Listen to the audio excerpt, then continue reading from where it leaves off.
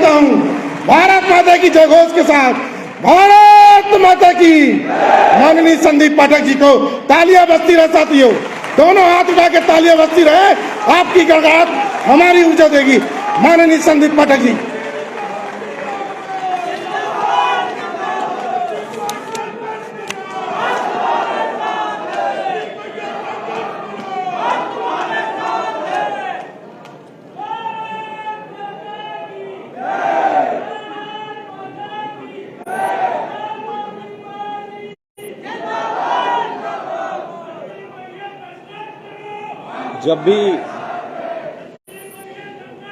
जब भी हम कोई शुभ कार्य करते हैं तो शुभ कार्य करने से पहले, शुभारंभ से पहले हम अपने इष्ट देव का आह्वान करते हैं।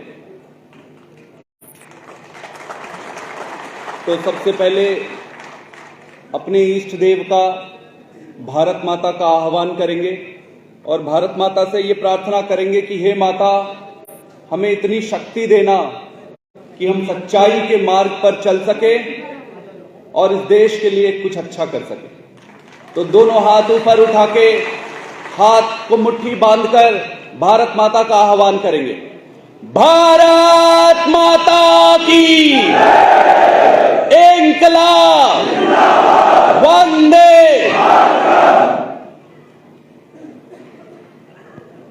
मंच पर बैठे हुए BS जून साहब, मध्य प्रदेश के प्रभारी,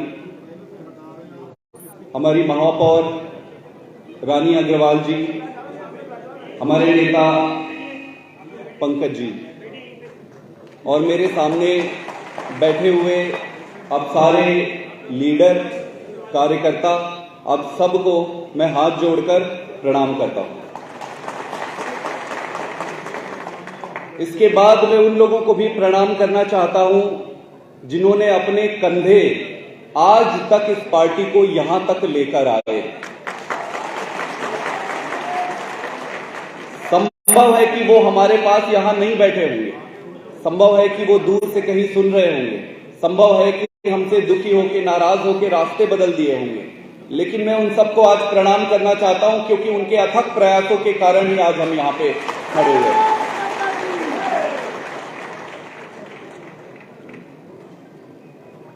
मध्य प्रदेश के सारे कार्यकर्ता अलग अलग समय पर अलग अलग राज्यों में, इसको फ्लक्चुएट मत करो, बार बार एक ही जगह फिक्स रखो, ये ठीक है, अभी टच मत।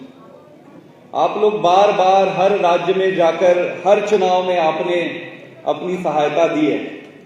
आज मैं ये कहना चाहता हूं कि अब आपको बाहर नहीं जाना है, अब बाहर दूसरे राज्य के लोग आपके यहां आएंगे।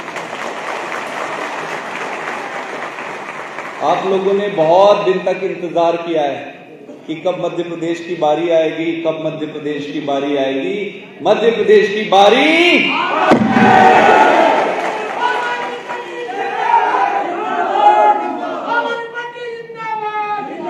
मध्य प्रदेश की बारी आ गई है। इस बार मध्य प्रदेश में सारी सीटों पर आम आदमी पार्टी चुनाव लड़ेगी और सारी सीटों पर चुनाव लड़ने के लिए नहीं, जीतने के लिए लड़ेगी।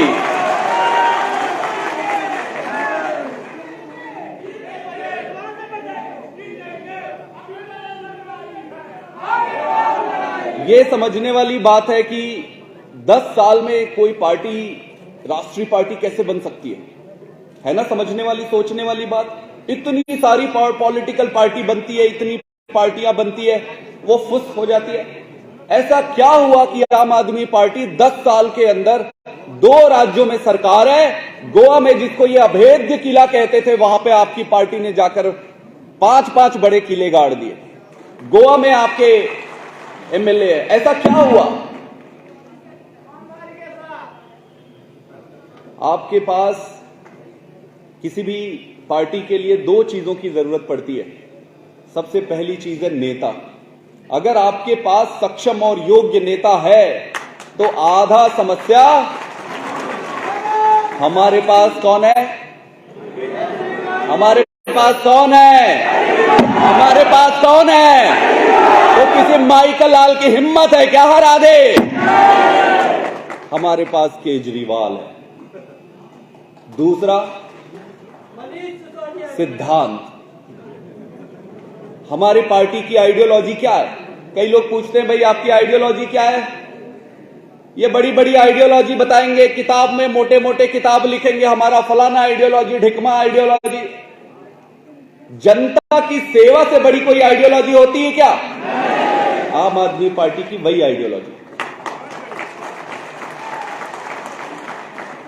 मन में कई बार प्रश्न उठता है कि हम तो इतनी छोटी पार्टी है, भारतीय जनता पार्टी तो इतनी बड़ी पार्टी है, इतने राज्यों में इनके सरकार है, इनके प्रधानमंत्री है, इनके पता नहीं क्या क्या है। उठता है ना मन में कई बार प्रश्न।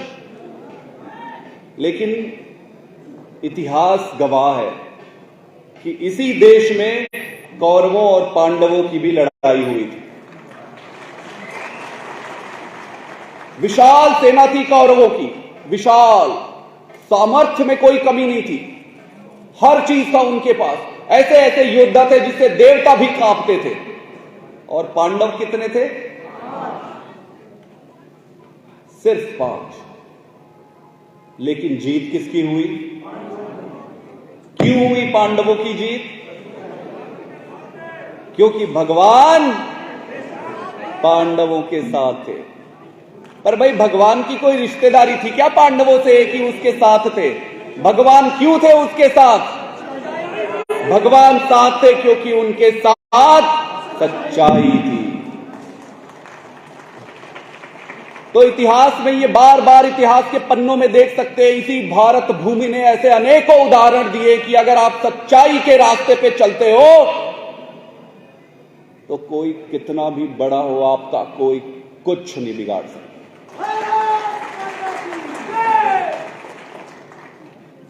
तो आम आदमी पार्टी के साथ साक्षात ईश्वर है, भगवान है, ऊपर वाला है, क्योंकि हम सच्चाई के साथ हैं। आप देखो इस देश में 2 तरह की राजनीति है। मैं हर जगह यह कहता हूं कि 2 तरह की राजनीति है। एक राजनीति है सकारात्मक राजनीति, अच्छी वाली राजनीति, और दूसरी राजनीति गंदी राजनीति, नकारात्मक राजनीति। ये नकारात्मक राजनीति वाले क्या करते हैं? जोड़ तोड़, लड़ाई झगड़ा, गुंडा गर्दी, भ्रष्टाचार, लूट के पैसे को, अपने रिश्तेदारों को, जान पहचान को, अपना जेब भरना और देश को खोखला कर, ये गंदी राजनीति, नकारात्मक राजनीति। दूसरी तरफ कौन सी राजनीति है? सच्चाई की राजनीति। क्या है राजनीति में? एक साधारण सा हमारा लीडर चप्पल पहन के, पेंट कमीज पहन के आके कहता है कि मैं जनता के लिए अच्छे स्कूल बनाऊंगा, अच्छे अस्पताल बनाऊंगा, भ्रष्टाचार खत्म करूंगा, बेरोजगारी दूर करूंगा, महंगाई दूर करूंगा, सभी को सुख और शांति दूंगा। तो लड़ाई आज कई लोग मेरे से पूछते हैं कि भाई आपकी लड़ाई भाजपा से है कि कांग्रेस से है? हमारी लड़ाई भाजपा कांग्रेस से नहीं है। इनमें कोई अंतर है क्या? दोनों लड़ाई सिर्फ सच्चाई और गलत की है। हम सच्चाई के पक्ष में खड़े हैं और ये सारी पार्टियां इकट्ठे हैं। अभी देखना, 1 महीने के अंदर आम आदमी पार्टी जब अपना काम शुरू करेगी, भाजपा और कांग्रेस वाले दोनों इकट्ठे हो जाएंगे, बोले इज्जत बचाओ भैया, एक दूसरे के साथ मिल जाओ। इनको इज्जत बचाने की लाले पड़ने वाली है आने वाले महीनों में, मैं आपको गारंटी देता हूं, आप लिख लो।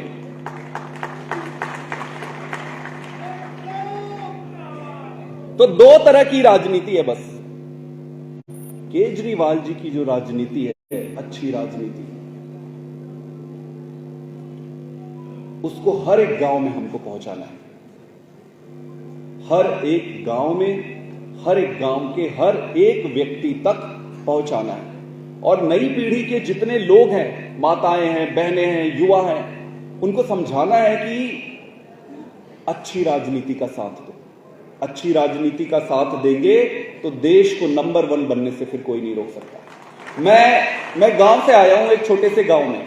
पहले मध्य प्रदेश ही पढ़ता था, बाद में छत्तीसगढ़ में बटा। पेड़ के नीचे पढ़ते थे। हमारे स्कूल छोटा सा था, एक पेड़ था, 1 कमरे का स्कूल था। जैसे ही बरसात होती थी तो छुट्टी हो जाती थी। अस्पताल के नाम पे कहीं कुछ नहीं था। आज भी पूरे राज्य में, पूरे देश में आप जाकर ऐसे देखोगे तो वही स्थिति है। एक आम आदमी जब अपने बच्चे को पढ़ाने की सोचता है तो उसको प्राइवेट स्कूल में भर्ती करानी पड़ती, क्योंकि सरकारी स्कूल है नहीं। जहां सरकारी स्कूल है वहां पढ़ाई नहीं होती। तो प्राइवेट स्कूल में जब अपने बच्चे को हम भेजते हैं तो इतनी फीस है, एक आम आदमी के लिए फीस पटाना दूभर है। गलत तो नहीं कह रहा मैं? एक साधारण आदमी अगर बीमार पड़ जाता है, अस्पताल जाता है, गांव के लोगों को अपने घर के सामान तक बेचने पड़ जाते हैं। मैं गलत कह रहा हूं तो बताओ। आज आप बड़े अस्पताल पे जाके देखो, दोस्त को फोन करना पड़ता है, भाई मेरे को 50,000 दे दे यार, ये तो आते ही जमा करने बोल रहे हैं 40,000। सही है गलत है? ये क्या देश बनाया है इन्होंने? कहते हैं भारत माता की जय। भारत माता की जय कैसे होगी जब उसके रहने वाले संतान खुश नहीं है, उसके रहने वाले संतान उसके शिक्षित नहीं है? भारत माता की जय कैसे होगी? भारत माता की जय अगर करनी है तो इस राजनीति को सफाई करनी पड़ेगी। यहां पे केजरीवाल की राजनीति लानी पड़ेगी, तब जाके एक आम इंसान को स्कूल भी मिलेगा, अस्पताल भी मिलेंगे, अच्छी व्यवस्था होगी। रामायण में भी आप पढ़ोगे, रामायण में लिखा हुआ है कि राम राज्य की क्या परिभाषा है। राम राज्य की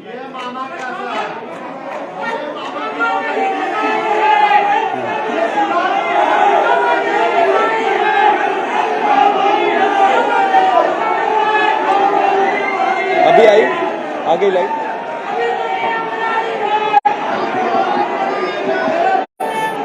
देखो कोई बात नहीं।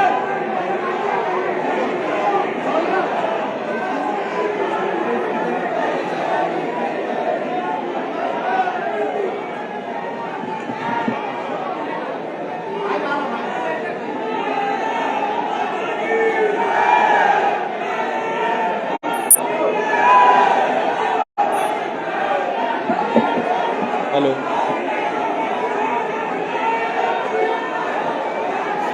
ये चलेगा? हाँ, उसको वहाँ रख देते हैं। हाँ, इससे कैसे? इसको कैसे? ये लेगा, ये चलेगा? आवाज आ रही है? आवाज आ रही है? ये तो नहीं चलेगी। नहीं नहीं नहीं, जब तक लाइट नहीं आएगी तब तक नहीं चलेगी। इसका मतलब पता चल गया है।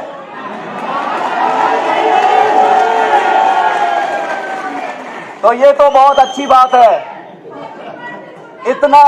इतना तो डर लगना ही चाहिए। अगर डरते नहीं तो मजा नहीं आता।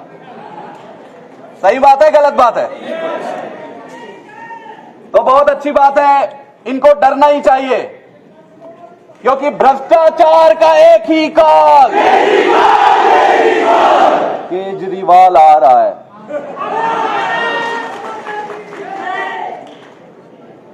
तो इस देश में इतनी जल्दी डर गए।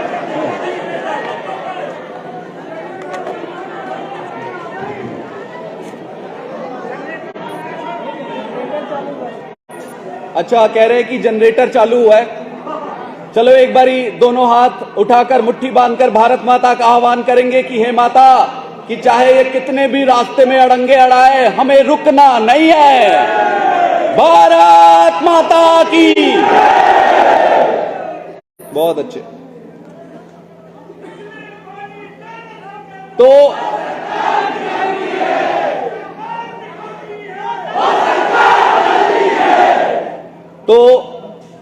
ये भारतीय जनता पार्टी और कांग्रेस जैसे ये पार्टी है। जब भी मुझे कुछ पत्रकार पूछ रहे थे कि भाई आपकी लड़ाई किससे है, मैं सोच में पड़ गया कि लड़ाई किससे है। ये दोनों अलग अलग है क्या? दोनों तो इकट्ठे हैं। आप देखो कांग्रेस पार्टी खत्म हो चुकी है इस देश में। गुजरात का चुनाव आपने देखा, इन्होंने चुनाव लड़ा क्या? नहीं, पीछे से सेटिंग कर ली, बीजेपी से सेटिंग कर ली और कहा कि आप हमें हिमाचल दे देना, हम आपको गुजरात दे रहे हैं। देश की जनता के उम्मीदों से ये खिलवाड़ कर रहे हैं। भाजपा से कौन लड़ा? केजरीवाल अकेले ऐसी लड़ाई लड़े गुजरात में कि इनके पसीने छूट गए। गलत तो नहीं कह रहा मैं? कांग्रेस पार्टी पूरी तरह खत्म हो चुकी है। या तो इनके लोग चुनाव के पहले बिक जाते हैं या चुनाव के। तो कांग्रेस को वोट देने का मतलब वोट किसको जा रहा है?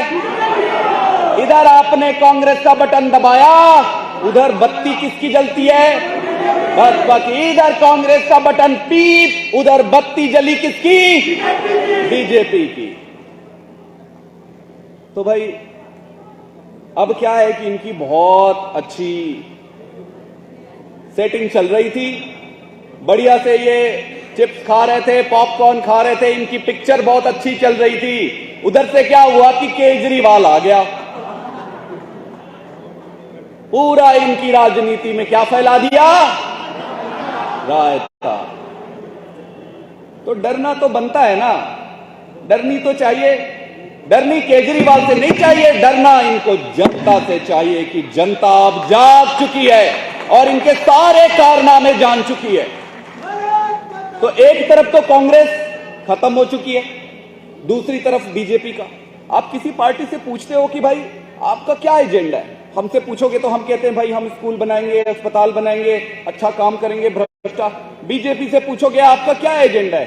बोलेंगे भाई हम आपको बताएंगे चुनाव के पहले कैसे गड़बड़ करके चुनाव जीता जाता है और अगर चुनाव हार भी जाए तो भी सरकार कैसे बनाई जाती है, हम आपको सिखाएं। ये भाजपा का एजेंडा है। गलत तो नहीं कह रहा मैं? तो एक तरफ ये कांग्रेस है जिसकी नियति में ही सेटिंग है, कभी अंदर सेटिंग कभी ऊपर सेटिंग, और दूसरी तरफ एक पार्टी बेचने तैयार है और दूसरी पार्टी इनकी जो ये धंधा चल रहा है खरीदने बेचने की, इस पे इस बार झाड़ू चलेगा। अपने गांव में जाके बोल दो एक एक जगह पे कि अब केजरीवाल आ रहा है और इनकी राजनीति अब खत्म, इनकी राजनीति खत्म, इनकी राजनीति खत्म।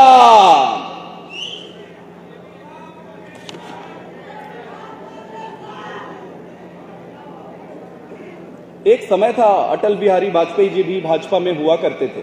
जब मैं छोटा था तब आम आदमी पार्टी नहीं बनी थी, लोग इज्जत करते थे उनकी।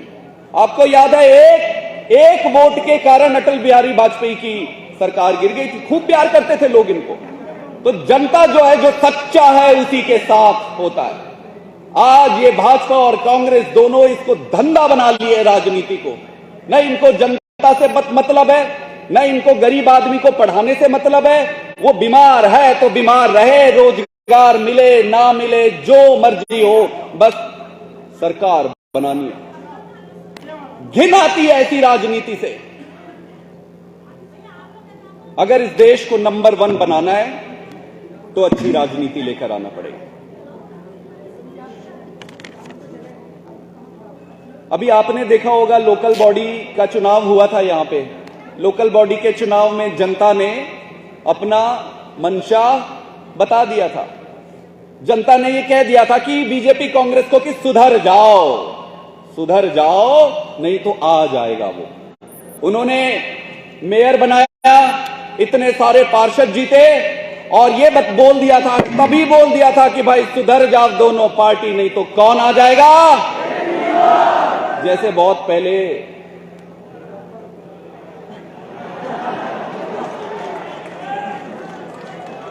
गब्बर आ जाएगा। Gabbar is back. तो मेरे दोस्तों, ये जो आज हम कर रहे हैं वो अपने लिए नहीं कर रहे हैं, मेरे लिए नहीं कर रहे हैं, पार्टी के लिए नहीं कर रहे हैं। हम सब अपने स्वार्थ के लिए कर रहे हैं। हमारा स्वार्थ क्या है? हम सबका स्वार्थ है कि एक ऐसा देश बनाए जिसमें सब कुछ सुखी हो, सब सुखी हो। राम राज्य की परिकल्पना रामायण में भी जो हुई है, वो क्या कहता है राम राज्य? राम राज्य में यही कहता है कि कोई दुखी ना हो, सब सुखी हो, सब स्वस्थ हो, सब अपने अपने जो पूजा अर्चना है अपने अपना करे।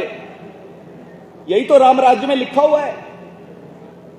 केजरीवाल जी का जो मॉडल है वो सही मायने में उसी राम राज्य की परिकल्पना को चरितार्थ करता है।